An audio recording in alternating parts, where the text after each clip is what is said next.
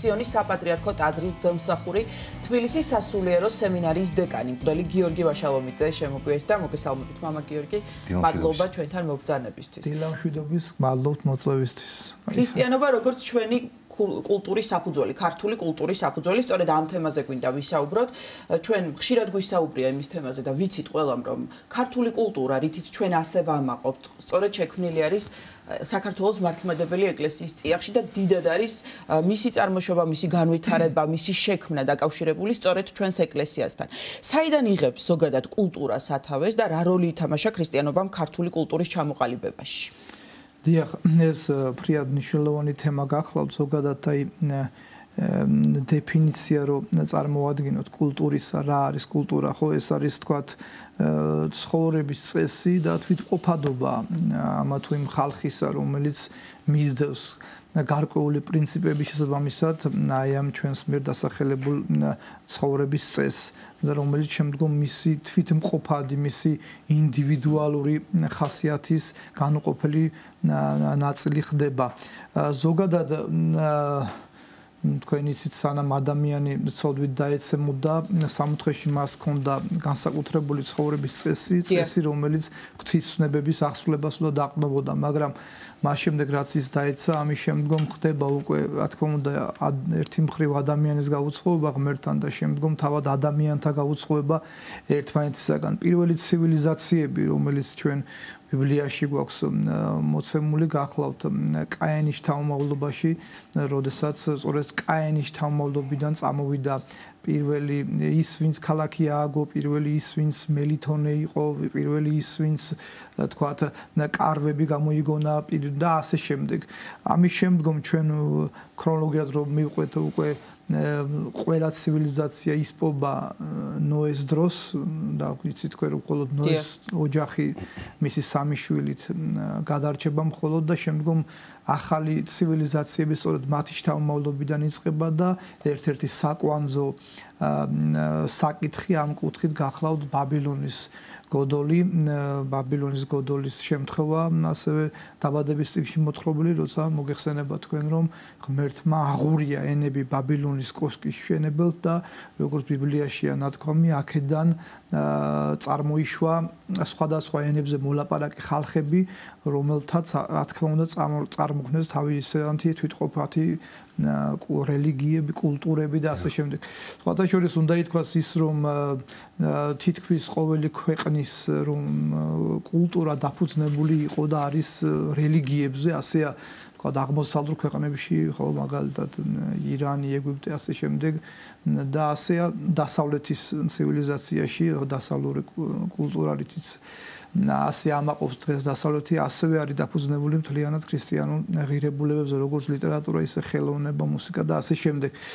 რაც შეეხება საქართველოს, ჩვენი ქვეყნის დიახ, ჩვენ მოგეხსენება თქვენ რომ ფაქტობრივად ჩვენ 3000 წლოვანი ისტორია გვაქვს და ეს ისტორია 2000 წელიწადი უკვე უკავშირდება ქრისტიანობას, რა თქმა უნდა, ჩვენ ქრისტეშობამდე წარმართული სახელმწიფო ქონდა და შესაბამისად წარმართული კულტურას, რელიგიასა და კულტურას მისდევდა ქართველი კაცი და შემდგომ უკვე, როდესაც ქრისტიანობა იქნა ნაქადაგები ჩვენს ქვეყანაში, ფაქტობრივად მთელი ჩვენი ერის თვითმყოფადობა და კულტურა სწორედ დაეფუძნა აი ამ ქრისტიანულ ღირებულებებს. იცით, აი უპირველეს ყოვლისა ჩვენ აუცილებლად უნდა აღვნიშნოთ ამ კუთხით ის, რომ საქართველო არის ადგილი, სადაც ქრისტეს კვართი მყოფობს. მოგეხსენება თქვენ ჩვენ სვეტი ცხოველში, სადაც ფაქტობრივად თუ შეიძლება ითქვას, აქედან ჩაეყარა საფუძველი ზოგადად საქართველოს კულტურას. იცით, აი ერთი რამ უნდა ვთქვათ, თავის თვალსაჩინოა ქრისტიანობას არ გააჩნია ეროვნულობა. ანუ ქრისტიანული ეკლესიისთვის არანაირი მნიშვნელობა არ აქვს ესა თუ ის ადამიანი, თქვათ, რა ეროვნების წარმომადგენელია, მაგრამ მეორე მხრივ ქრისტიანობა ძალიან დიდ როლს თამაშობს და ითამაშა ჩვენი ქვეყნის თვითყოფადობის ჩამოყალიბებაში და ძალიან თუ შეიძლება ასე თქვა შეისისხლოს ანუ ქრისტიანობამ ფაქტობრივად საქართველოს მისცა არა მხოლოდ მაცხოვნებელი რელიგია და რა თქმა უნდა პირველ რიგში ეს არის უმთავრესი რომ მაცხოვნებელი რელიგია და მაცხოვნებელი მოძღვრება მისცა აი ამ რელიგიამ ჩვენს ქვეყანას და არა მარტო ჩვენს ქვეყანას უბრალოდ ჩვენი ქვეყნის ჭრილში ვსაუბრობთ მეორე მხრივ როგორც უკვე აღნიშნეთ მისცა ძალიან მდიდარი და თვითყოფადი კულტურა ქვეყნის სახელთან ასოცირდება ქრისტიანობა ხომ? დიახ, ნუ ასე თლად ვერ ვიტყვით, იმიტომ რომ შეიძლება სხვა ეროვნების წარმომადგენლებს არ მოეწონოს ეს თლად, მაგრამ ერთი ფაქტია, რომ ქრისტიანობაზე დაფუძნდა ძალიან ბევრი რამ ჩვენს ქვეყანაში. აი მოგახსენეთ პირველი თქვათ აი ქრისტეს კვართი, ქრისტეს ამას შემდგომ მოყვა. ფაქტობრივად აქედან იწყება ყველაფერი, თუ შეიძლება ასე ითქვას. ამას მოყვა მოციქულთა ქადაგება, ღვთისმშობლის წილხდომილობა მოგეხსენება თქვენ, შემდგომ მოციქულთა ქადაგება, განსაკუთრებით ანდრია პირველწოდებულისა, რომელიც სწორედ ღვთისმშობლის ხატით შემოდის და იცით თქვენ რომ ღვთისმშობელი რახა მიძინება იყო მისი მოახლებული, აღარ გამოემგზავრა თავისი ძის გამოცხადების შედეგად საქართველოში და ის აგზავნის ანდრია პირველწოდებულს ღვთისმშობლის ხატის, რომელიც დღეს აწყურის ხატად იწოდება და აქედან მოყოლებული უკვე ესე იგი მე-4 საუკუნე არის კიდე საკვანძო, როდესაც ნუ სახელმწიფო რელიგიად გამოცხადდა ჩვენში ქრისტიანობა, თუმცა აქვე აუცილებლად უნდა თქვათ ის რომ წმინდა ნინოს ცხოვრებაში მოცემულია რომ წმინდა ნინო ჩვენს ქვეყანაში მოდის, რადგან მან იცის რომ ქრისტეს კვართია დაფლული აქ. და ასევე მნიშვნელოვანია ის რომ წმინდა ნინო არ შემოდის საქართველოში როგორც ასე ვთქვათ მთლიანად წარმართულ ქვეყანაში, ნუ პირველი საუკუნის მოციქულების მიერ ნაკადაგება საქართველოში უკვე არიან პირველი ქრისტიანული თემები, რატო ყვებით ამ ყოველივეს. აქედან შესაძირკვლა უკვე მე-4, მე-5 საუკუნიდან ფაქტობრივად საფუძველი ეყრება, თუ შეიძლება ითქვას, განსხვავებული ქართველის ჩამოყალიბებას იქამდე. აი, საინტერესო ის გახლავთ თქვენ მოგეხსენებათ, ქრისტიანობა ჩაისახა რომის იმპერიის წიაღში, ხო, მაშინდელი ისრაელი რომის იმპერიის წიაღში იყო. და ფაქტობრივად რომის იმპერიაში რა პროცესების ვითარდებოდა ქრისტიანული, თქვათ, კუთხით, ქრისტიანული რელიგიის განვითარების კუთხით, ზუსტად იგივე პროცესები მიდის და თანადროულად ჩვენს ქვეყანაში. რას გულისხმობ, თუნდაც ის რომ 313 წელს როცა რომში მილანის ედიქტი გამოაცხადა კონსტანტინემ და ამით ასე რომ ვთქვათ ლეგალიზება მისცა ქრისტიანულ რელიგიას, ასევე ჩვენთანაც აგერ უკვე 326 წელს უკვე გამოცხადა ქრისტიანობა როგორც სახელმწიფო რელიგია. თუკი ჩვენ მაგალითად რომში ხდება პირველი ქრისტიანული ხელოვნების გამოვლინებები, მაგალითად რომელიც სხვადასხვა ასეთი თქვენიც რომ ასეთი მიდგომა ქონდა ქრისტიანობას, რომ ქრისტიანობამ პირველად გამოიყენა წარმართული ლიტერატურისა და ხელოვნების ფაბულა, ოღონდ ის რა თქმა უნდა გარდაქმნა და გამსჭვალა ქრისტიანული შინაარსით. მაგალითად იგივე ორფეოსის გამოსახულება რომის კატაკომბებში, ორფეოსი წარმართული მითოლოგიის გმირი გახლდათ, რომ ამ მითის მიხედვით ორფეოსი იყო ჯადოქარი, რომელიც სალამურს უკრავდა და ცხვრებს აჯადოებდა და ქრისტიანობამ ეს როგორ გარდაქმნა, რომ ორფეოში განჭრიტა ქრისტეს, სალამურში ქრისტეს მოძღვრება, ხოლო ცხვრებში ქრისტიანული ეკლესიის პირველი მრევლი და ეს მიდგომა ძალიან ხშირად იყო რომში და იგივე მიდგომას ხვდებით ჩვენ საქართველოში. აი მაგალითად არაერთის გვითქვამს ეს მათ შორის თქვენს ეთერშიც რომ ბოლნისის სიონში მაგალითად არის კაპიტელში, ანუ სანათლავში, კაპიტელზე ან სვეტის თავზე გამოსახული ხარის თავი რქებში ჯვრით.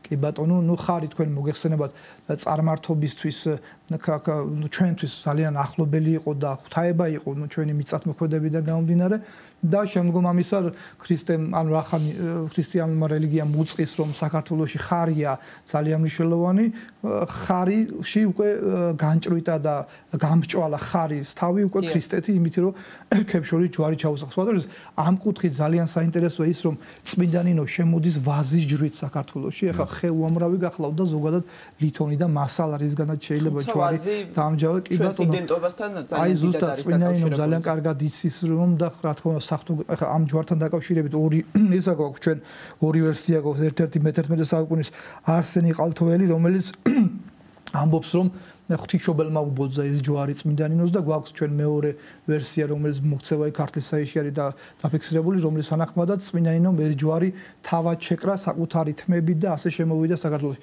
ფაქტი ერთია, რომ ვაზიჯრით შემოსვლა საქართველოში უკავშირდება იმას, რომ საქართველოში ვაზის კულტი და ზოგადად ვაზის კულტურა, ზოგადად მევენახეობა და მეღვინეობა ძალზედ ახლობელი იყო ჩვენთან და მე მეცად დღეს უკვე შეიძლება ითქვას დადასტურებულია, რომ საქართველოს არის ვაზისა და ღვინის სამშობლო. კი ბატონო, ორივესი. ამის შემდგომ უკვე ფაქტობრივად სრულიად ჩვენი კულტურა ლიტერატურის მიმართულებით, თქვათ, იგივე ხელოვნების მიმართულებით, მუსიკის მიმართულებით მთლიანად დაეყრდნობა, დაეფუძნა ქრისტიანულ ღირებულებებს, ისე თქვენ, რომ საგანმანათლებლო კერები, სადაც ანუ ჩვენი წინაპრები განათლებას იღებდნენ, სწორედ მონასტერთა ხელში იყო და საქართველოში არსებობდა ძალიან უმაღლესი დონის სამონასტრო საგანმანათლებლო კერები, როგორც ჩვენი ქვეყნის შიგნით, ისე ჩვენი ქვეყნის ფარგლებ გარეთ, ხო? რომელიც დავასახელებ, განსაკუთრებით ალბათ განსაკუთრებულია მაინც ათონური სკოლა, ათონი, რომელიც მე-19 საუკუნეში ისახება და ივერონის ცნობილი მონასტერი, სადაც ფაქტობრივად შეიძლება ითქვას, რომ ეს არის მწვერვალი ჩვენი მწიგნობრობის განვითარების, კულტურის განვითარების, თვითყოფადობის ჩამოყალიბების და ასე შემდეგ და ასევე უნდა ითქვას ის, რომ გარკვეულ ანუ არა მარტო ეს, იგივე ხელოვნების მიმართულებით თქვათ, როგორ ვითარდება ხაწერა, ქართულ გალობაზეც აი მაგას მივდივართ აუცილებლად, კი ბატონო, ეს განუყოფელი ნაწილია ჩვენი კულტურის. ანუ ფაქტობრივად რაც კი კულტურა და ხელოვნება შეიქმნა ჩვენში, აი მე-5 საუკუნის შემდგომ გახლავთ სწორედ ქრისტიანულ ნიადაგზე აღმოსავლეთ. აი ფოლკლორი ახსენეთ თქვენ და რა თქმა უნდა ქართული სახმოვანი გალობა, რომელიც ხალხს ძალიან საინტერესოა, რომ იგივე გალობა იქნებოდა ეს ხაწერა თუ თქვათ არქიტექტურა თუნდაც, ხო, დაფუძნებულია ქართულ აზროვნებას. აი რას გულისხმობთ?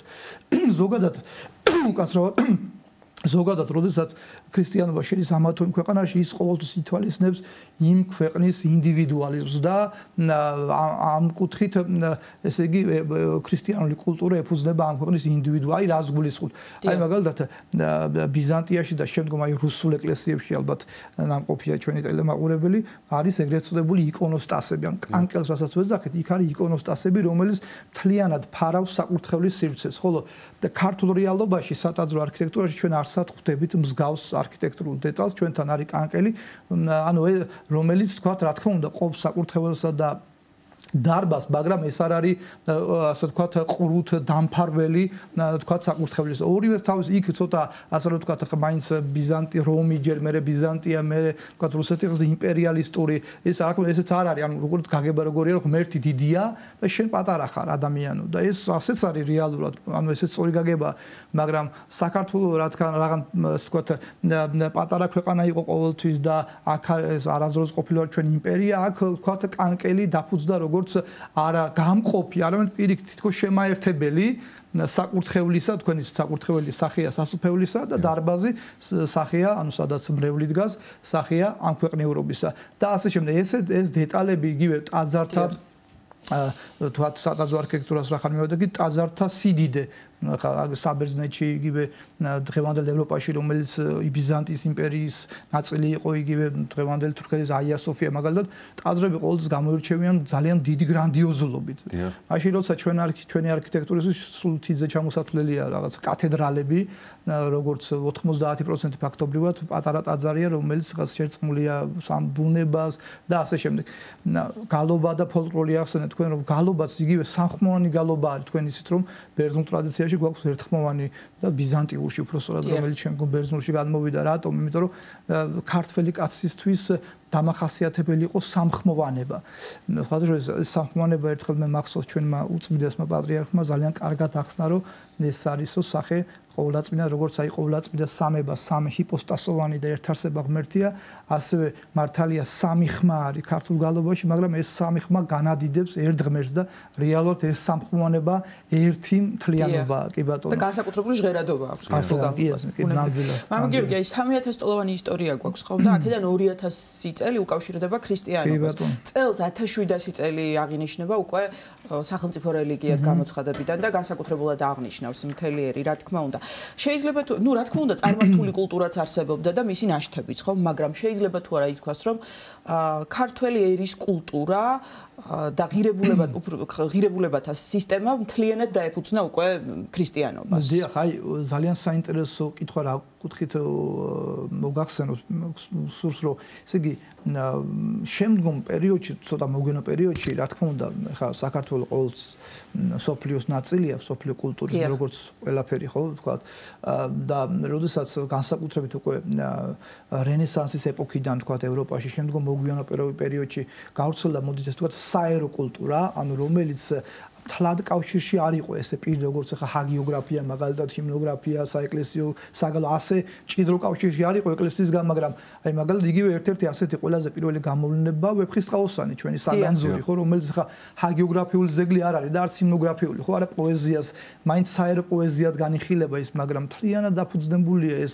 უაღრესად მნიშვნელოვანი ჩვენი თუ შეიძლება ის ხო სავიზიტო ბარათი მთლიანად არის დაფუძნებული ქრისტიანულ ღირებულებებზე და მეტის აი 19-20 საუკუნეში, როდესაც აი უკვე რომანტიზმის, ასე ვთქვათ, ხანადგა სოფლიოში და მათ შორის საქართველოში ჩვენ არაერთი რომანტიკოსი ვყავს, გულისხმობთ თუნდაც აი პოეზიის მიმდინარეობა, ვთქვათ, გრიგოლ ორბელიანი, ნიკოლოზ ბარათაშვილი, ალექსანდრე ჭავჭავაძე და ასე შემდეგ, აი ეს ეპოქა მიუხედავად იმისა, რომ აქ რა თქმა უნდა ჩანს ის რომანტიზმის გავლენა ასეც ეფუძნება მთლიანად ქრისტიანულ ღირებულებებს, პატრიოტიზმს, ღვთისრწმენას, სასწოებას და ასე შემდეგ. ნუ არაფერს ვამბობთ უკვე მე-20 საუკუნეში კლასიციზმზე, ილია აკაკი, ვაჟა. რა თქმა უნდა, ეს საერო პოეზიათ და საერო თხზულებებად განიხილება, მაგრამ ეხლა ვერავინ მიტყვის იმას, რომ ვაჟა-ფშაველა და ილია ჭავჭავაძეს თხზულებები რომელიც წმინდანად არის შერაცხული. კი ბატონო. ანუ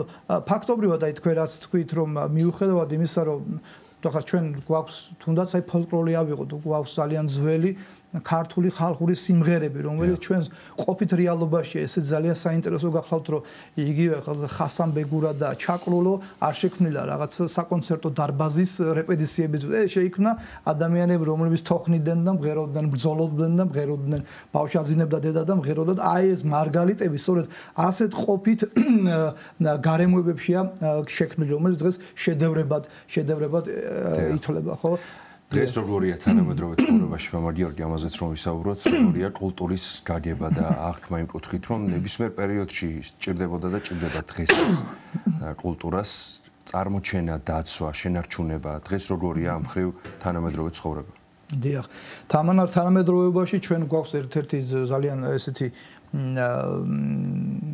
ну რეალობა მოცემულობა რომელსაც ჩვენ ვეძახით გლობალიზაციას. ეს გლობალიზაცია ფაქტობრივად ყველა სფეროს ეხება და მათ შორის კულტურასაც და იცით აი აქ ერთი რამ უნდა ითქვას განსაკუთრებულად რომ ფაქტობრივად ადამიანის კულტურა წარმოაჩენს ამ ადამიანის თვითყოფადობასა და ეროვნულობას. თუ კი ეს წაიშლება ვთქვათ არა ადამიანი რა თქმა უნდა ადამიანად დარჩება მაგრამ ის არ იქნება ის ვისგანაც მოდის მისი წინაპრებიდან გამომდინარე აი რას გულისხმობ აი მაგალითად დღეს აღარ არსებობს ბიზანტიის იმპერია. რუსია 1453 წელს აიღეს ოსმალებმა და ნუ დღემდე იქ თურქეთის სახელმწიფოა. რატომ არ არსებობს ბიზანტია? ეს წარმოიდგინეთ საუკუნეების განმავლობაში დომინანტი მათ შორის ქრისტიანული კუთხით რომელიც ესე იგი საუკუნეთა განმავლობაში იყო დომინანტი და წარმართველი. არ არსებობს ერთ-ერთი რამის გამო. ბიზანტიელები აღარ არის, თორე ტერიტორია არსად არ წასულა, თქვათ, ეხა კონსტანტინოპოლს დღეს სტამბოლი ქვია და სადაც აია სოფია იყო დღეს, თქვათ, მეჩეთია და ასე შემდეგ, ხო? და ასე უამრავიერი.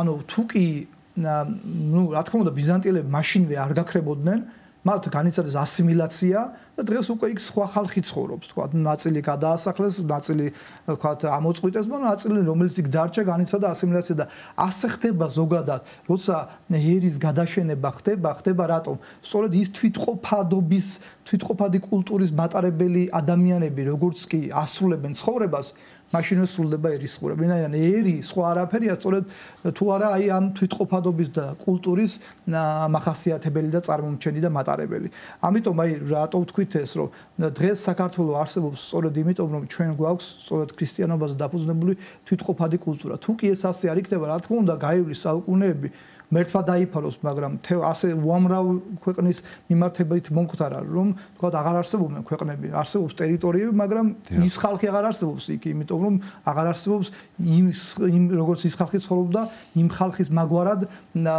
ამ კულტურის შესაბამისად მცხოვრები ადამიანები და თუმცა რა თქმა უნდა კიდევ ერთხელ გლობალიზაცია შეუცვლელი პროცესია, ხოთაშორის ჯერ კიდევ ეს პრობლემა დღეს არ დაწყებულა მე-19-მე-20 საუკუნეებში ჩვენ ვიცნობთ ვაჟა-ფშაველას ბრწყინვალე პუბლიკაციას კოსმოპოლიტიზმის შესახებ ჯერ კიდევ იქ საუბრობს ვაჟა-ფშაველა ამასთან დაკავშირებით. რა თქმა უნდა ერთი მხრივ ჩვენ ვართ სოფლიოს განუყოფელი ნაწილი და არანაირად ჩაკეტილი არ ყოფილა ჩვენი კულტურა და ჩვენი ხელოვნება სხვა ქვეყნები პირიქით ჩვენს გავლენას მათგან და ჩვენ გავლენასაც განიცდიდნენ ისინი, მაგრამ მეორე მხრივ ჩვენ უნდა გვახსოვდეთ რომ სწორედ ჩვენი თვითყოფადობა და ჩვენი კულტურა ის რაც წარმოაჩენს და ხაზს უსვამს იმას რომ ქართველები ვართ ჯერ კიდევ და ჩვენ გვაქვს იმედი რომ რახან აი ვართ სპტომენი ყოვლადწმინდა ღვთისმშობლისა ღვთისმშობლის შემწეობით ჩვენი ქვეყანა იარსებებს იქამ სანამ საერთოდ იარსებებს დედამიწა ამ სახით. ამინ. დიახ. მამა გიორგი, ასევე უნდა ვისაუბროთ იმ საკითხზეც, რომ თანამედროვე ეპოქაში ძალიან რთული არის გამოიცნო რომელია თქვათ ნამდვილი ჭეშმარიტი კულტურა თუნდაც და რომელია ფსევდო, იმიტომ რომ ძალიან ბევრი ფსევდო ესეთი ცნება შემოიჭრა ჩვენს ცხოვრებაში, შეიძლება ფსევდო თავისუფლება, ფსევდო კულტურა და ასე შემდეგ. ამიტომ ეპოქაში, როდესაც თითქოს აი ყველაფერი კარგია და რაღაცა კეთილსა და ბოროტ შორის, თეთრსა და შავ შორის გარჩევა არ არსებობს, განსაკუთრებით ახალი თაობისთვის, მოზარდებისთვის არის ძალიან რთული, რომ წავიდეს ჭეშმარიტებისკენ და აირჩიოს სწორი გზა. თუნდაც თქვათ გამოიცნოს რომელი არის გარჩიოს ფსევდოკულტურა ჭეშმარიტი კულტურისგან. დიახ, ფსევდო როგორც ჭეშმარიტი კულტურა დაფუძნებულია ჭეშმარიტ მოძღვრებას, ასე ფსევდოკულტურა დაფუძნებულია ფსევდომოძღვრებას, ანუ მოძღვრებას, რომელიც არ არის თანხმდრაში ქრისტიანულ ღირებულებებთან ზოგადად აქ შეიძლება მარტო ქრისტიანობაზეც არ იყოს არ არის თქვათ თანხმდრაში იმ ღირებულებებთან რაც ზოგადად კაცობრიობაში მიღებულია სათნოებად, სიკეთედ და ასე შემდეგ. აი გლობალური მასშტაბით რო ვთქვათ საერო კულტურაზეც რომ ვისაუბროთ, ამას გულისხმობს სწორედ ქრისტიანობა არასოდეს ეწინააღმდეგებოდა აი ეს ძალიან საერთოდ დღეს თითქოს ეკლესიას აბრალებენ რაღაცა ჩაკეტილობას და ასე. არასოდეს ქრისტიანული ეკლესია არ ეწინააღმდეგებოდა თუნდაც წარმართულს, ჩვენ თქვით საუბრობთ საწყისში რომ პირიქით წარმართული ფაბულა მათ გარდაქმნეს ქრისტიანული შინაარსით გამსჭვალეს, ხო? არაფერს არ ეწინააღმდეგება ქრისტიანობა, თუ კი ეს რაიმე არ არის დაფუძნებული ცოდვაზე და გაუკმართებულ აზროვნებაზე. ყოველთვის შემთხვევებია შექმნილია ჩვენს ქვეყანაში, ხო? წმინდა დიმიტრი ყიფიანის და წმინდა ილიამარის დაარსებული. არა მარტო თეატრი, ძალიან ბევრი ღირებულება, რომელიც დღეს დღეს თუ ადრე არსებულა, თუ კი ის არ ეწინააღმდეგება ქრისტიანულ ღირებულებას, რა თქმა უნდა ქრისტიანულ, იმიტომ რომ აი ქრისტიანობა ერთ-ერთი რომელიც ამბობს აი მაცხოვრის სიტყვებზე ეს დამყარებული რომ სადა მიწა გადავა, ჩემი სიტყვები კი არ გადავა. ანუ უცვალებელია ეს მოძღვრება, ის შეუძლებელია რაიმე პირველ საუკუნეში ითქმოდეს სიკეთედ და სათნოებად და მისი საპირისპირო პოზიცია დააფიქსიროს შემდგომ ეკლესია, ვთქვათ მე-20-ან 21 საუკუნეში. ამ პირუკულ რაც ითვლებოდა ცოდვად პირველ, მეორე, მესამე საუკუნეში თუ ქრისტეს შობამდე, იგივეა დღესაც. ანუ ამ კულტურათა შორის სხვაობა რა არის, რომ თუ კი კულტურა, ხელოვნება არ არის მოწინააღმდეგე ქრისტიანული პრინციპებისა, თავისთავად ცხადია ის მიღებულია ქრისტიანულ ეკლესიაში და ყოველთვის მიიღება და თუ კი რა თქმა უნდა ის დაფუძნებულია არასწორ ცოდვაზე, რაც დღეს ხშირად ხვდებით ამას, აი თქვენ ბრძანეთ თავისუფლების არასწორი გაგება, რომ თითქოს თავისუფლება არის, რაც მინდა ის ვაკეთო თქვა და ასე შემდეგ ღარყვნილება და ასე შემდეგ. ყოველივე რა თქმა უნდა ამაზე დაფუძნებული კულტურა ითქმის ფსევდოკულტურას. აი გრიგოლ ხანძთელის ცხოვრებაში ძალიან კარგად წერია, რომ გრიგოლ ხანძთელი ყველაფერს სწავლობდაო, მათ შორის წარმართულ ლიტერატურას, ჯირკვალს განაგდებდა და კეთილს შეინიჭდა. აი ეს განრჩევადი გონებაა, სწორედ რაც უნდა ახასიათებდეს ყველაზე მეტად ქრისტიანს და ამ განრჩევადი გონების მეშვეობითა და საშუალებით ხდება სწორედ განრჩევა ფსევდო და ჭეშმარიტი კულტურისა და ხელოვნების. სრულიად შესაძლებელია, რომ იგივე მწერალმა, თქვა თეატრმაც, კინემატოგრაფმა შემოგთავაზოს ისეთი რამ, რაც აბსოლუტურად მიუღებელია ჩვენი ღირებულებებისთვის, კულტურისთვის და რაღაც ცოდვასთან იყოს დაკავშირებული, რაც შეიძლება სულაც არ ჩათვალოს ზოგიერთმა ფსევდოკულტურა, მაგრამ რეალობაში ჭეშმარიტ კულტურასთან არ ქონდეს საერთო. რა თქმა უნდა, აქ არის კიდე საუბარი თვითონ ადამიანი როგორ უყურებს ამას, თქვათ. აი სახარებაში წერია რომ სადაც არის საუნჯე შენი, იქ არის შენი გული, ხო, მომცა იყოს გული შენი. ეს რას ნიშნავს, რომ შენთვის ღირებულება თუ ცოდვა და არასწორი ცხოვრება, მაშინ შენთვის საუნჯე ის ფსევდო იქნება. მაგრამ თუ კი შენ გული სუფთა გაქვს, განწმენდილი გაქვს და ვცდილობ რომ საქმო მადლის შესაბამისად იცხოვრო, მაშინ თავის თვალსაჩინო შენთვის ღირებულებას წარმოადგენს ის რაც ღირებულია და ის რაც არ არის ფსევდო. სადაც არის გული შენი, სადაც მუნცა იყოს გული შენი. აი მამა გიორგი თქვენ ბიზანტიის დაცემის შენი მუნცა იყოს გული შენი. ბიზანტიის დაცემის მაგალითი მოიტანეთ და აი ამ ხელა იმპერიები და ერები დაეცა, ხო? და ჩვენ ეს პატარა ქვეყანა, პატარა საქართველო, ну რიცხობრივად საუბრობ და ტერიტორიული მასშტაბის მიხედვით, ანუ აქამდე მოვედით, ხო? რა თქმა უნდა ეს აი რითი აიხსნება ეს ყველაფერი, თქვათ თქვენ ბრძანეთ რომ ღვთისმშობლის წილკდომილობა რა თქმა უნდა არის ძალიან დიდი ბედნიერება და პასუხისმგებლობა ჩვენი არის ის რომ ქრისტიანიერი ვართ და ქრისტესთვის არასდროს უღალატია ჩვენს ქვეყანას და ასევე ალბათ რაღაც ფაქტორი არის კულტურა, ხო? რაც სწორედ ქრისტიანობასთან არის შერწყმული და ქრისტიანულ ღირებულებებზე დაფუძნებული. სხვათა შორის ეს ძალიან საინტერესო თემა გახლავთ ამასინათ ნუ BBC-ზე ბრიტანულ ტელევიზიაზე იყო ერთ-ერთი ისტორიკოსის გამოსვლა, სოფლიო დონის ისტორიკოსის, რომელიც ამბობდა, რომ სხვადასხვა ქვეყნებს განიხილავდა და მათ შორის საქართველოზე ბრძანა, რომ საქართველო არ ემორჩილება არანაირ ისტორიულ ლოგიკას. ასე ბრძანა მან, იმიტომ რომ იმდენად დიდი ერები უკვე აღარ არსებობენ და არსებობს საქართველო, რომელიც უამრავ იმპერიალთა ჭიდილში იყო ყოველ დღესაც ასეა, ხო? უამრავი იმპერიები, ვთქვათ, გვარტყავს გარშემო და უამრავი ინტერესების სფერო გადიოდა და გადის ჩვენს ქვეყანაზე. მაგრამ ნუ მე ჩვენ შეგვიძლია მას ვართას არანაირ ვეთანხმებით ამაში, რომ ლოგიკა აქ არ არსებობს, მაგრამ არსებობს ის, რომ ქართველს უყვარს ღმერთი და ღმერთს უყვარს ქართველი და ღვთის მადლითა და ნებით აუცილებლად კიდევ ერთხელ გამეორდებით, რომ რახან ინება ღმერთმა და აი ამდენი ისტორიულ ქარიშხალში გამოიარა და დღესაც არსებობს, ჩვენი ქვეყანა იარსებებს იქამ, სანამ იარსებებს დედამიწა. სიონის საპატრიარქო ტაძრის ბეუმსახური თბილისის სასულიერო სემინარიის დეკანი მღვდელი გიორგი ვაშალომიძე საუბრობდა სტუდიაში.